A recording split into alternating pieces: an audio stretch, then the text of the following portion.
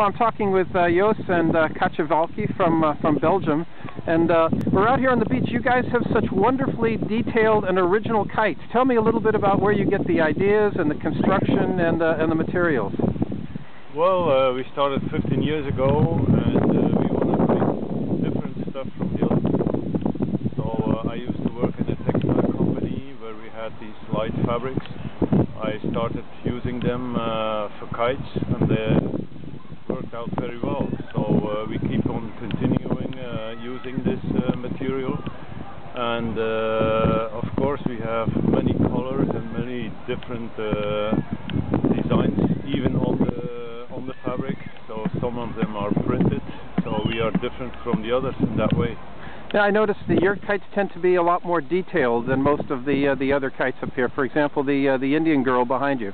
So where do you get the ideas to put those kinds of designs together? Well, we try to bring much more detail than the normal kites, because then we are again different and we like it. So people look at it and they enjoy it, and that's actually for the people we do this. Okay, and one thing all your kites have in common, they all seem to have a big happy face on them.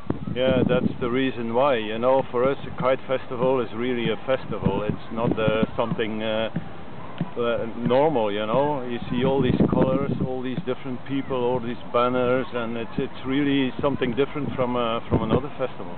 Well, great. Well, you have fun out here on the beach today. Yeah, oh yeah, certainly. Thanks.